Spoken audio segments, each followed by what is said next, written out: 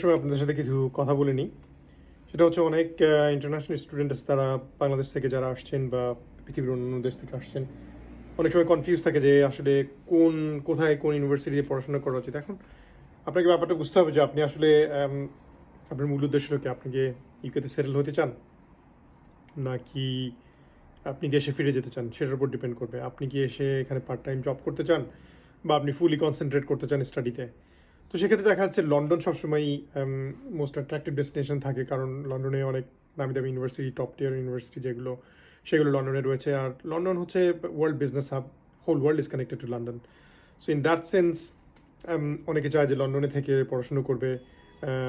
আপনি যেই কমিউনিটিতে থাকেন, আপনি যদি বাংলাদেশি বা পাকিস্তানি বা ইন্ডিয়ান থাকেন, লন্ডনে তাদের কমিউনিটি খুবই ভেরি স্ট্রং আর খুবই ডাইভার্স কালচার, এবং জব অপরচুনিটি অনেক সুযোগ বেশি, আপনার নেটওয়ার্কিং অপরচুনিটি অনেক বেশি, আপনার সুযোগ সুবিধার দিকেও অনেক বেশি। বাট সমস্যাটা হচ্ছে যেখানে সেখানে লন্ডনে ট্রাভেল কস্ট অনেক বেশি, বাসা ভাড়া অনেক বেশি। সেম এজ যে কোনো ক্যাপিটাল সিটির মতোই। ঢাকা যেমন, ঢাকা থাকার গাজীপুরে থাকা তো সেম সেম না। সো ঢাকা সবসময় সব কিছুতেই ট্রাফিক জ্যাম বেশি, বাসা ভাড়া বেশি, জিনিসপত্রের দাম সবসময় বেশি। লন্ডনে এরকম। তো আপনার টিউশন ফিসও লন্ডনের ইউনিভার্সিটিগুলোতে অনেক বেশি। তো সেক্ষেত্রে আপনি যদি শুধু পড়াশুনো করতে চান, আপনি যদি অলরেডি সিলেক্ট করে থাকেন যে ইউনিভার্সিটি আমি লন্ডনের বাইরে আপনার সুইটেবল ইউনিভার্সিটি আছে, আপনার ডেফিনেটলি সেখানে যাওয়া উচিত। বাট আপনি যদি মনে করেন আপনি পার্ট টাইম জব করবেন, আপনি এখানে এসে ভালো নেটওয়ার্কিং করবেন, কমিউনিটির লোকজনের সাথে উঠা বসা করবেন, বিভিন্ন অপরচুনিটি খুঁজে নিতে চান, আপনি ভালো লয়ারের সাপোর্ট নেবেন, সেক্ষেত্রেও কিন্তু London is the best city. কারণ এখানে আপনি নতুন একটা দেশে আসবেন, আপনার অনেক কিছু জানার আছে, বোঝার আছে। কমিউনিটির লোকজনের সাথে যদি যোগাযোগ হয়, অনেক ক্ষেত্রে অনেক কিছু না জানা তথ্য আপনার কাছে অতি সহজেই চলে আসবে।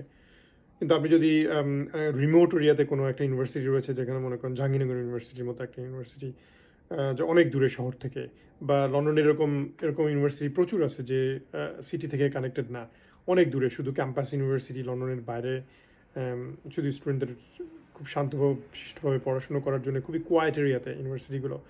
তো এখানে গেলে দেখা যাচ্ছে আপনি পড়াশুনো ভালো হলো, ফুলি কনসেন্ট্রেট করতে পারলেন, পড়াশুনো শেষ করে আপনি দেশে চলে গেলেন। But if you want to stay in this country, then definitely আমি বলবো লন্ডন, ম্যানচেস্টার বা বার্মিংহাম, কার্ডিফ, যে বড় বড় সিটিগুলো আছে, যেখানে things are happening, business opportunity অনেক বেশি, চাকরি বাকরির অপরচুনিটি অনেক বেশি, সেই সমস্ত ইউনিভার্সিটি, সেই সমস্ত সিটিগুলোতে আপনার যাওয়া উচিত। Definitely London should be your number one destination. আপনি যদি অক্সফোর্ড কেমব্রিজে ইউনিভার্সিটিতে আসতে চান, ডেফিনেটলি সেটা দুইটা ইউনিভার্সিটি, দুইটা সিটিতে আলাদা আলাদা, ওখানে আপনাকে যেতে হবে। যদি মোটামুটি মডারেট বা টপ টিয়ার ইউনিভার্সিটিগুলো আপনি যেতে চান, London is the best destination আমি বলবো। তারপরেও আপনি আসার আগে আমার উচিত হবে আপনি বিভিন্ন রকম ফ্যাক্ট ফাইন্ডিং করবেন। কারণ ম্যাক্সিমাম কী হয়, বাংলাদেশ থেকে যারা আসেন তারা স্টুডেন্ট এজেন্সির মাধ্যমে আসেন।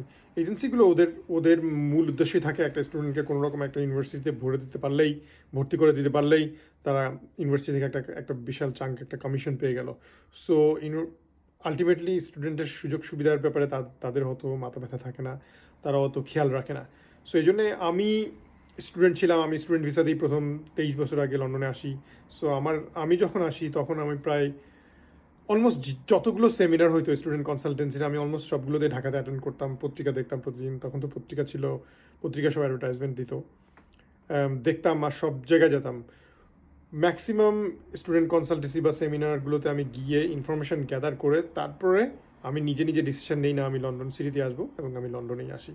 সো আপনার নিজেদের উচিত হবে আপনার ফ্যাক্ট ফাইন্ডিংটা করা, আপনার জন্য কোনটা সুবিধা হবে। আপনার যদি কেউ বন্ধুবান্ধব আত্মীয় স্বজন থেকে থাকে, তাদের কাছ থেকেও আপনি ইনফরমেশনগুলো নিতে পারবেন। তো ঠিক আছে, আর বেশি কথা বলবো না, ইনশাল্লাহ সি ইউ নেক্সট টাইম। আল্লাহ হাফেজ।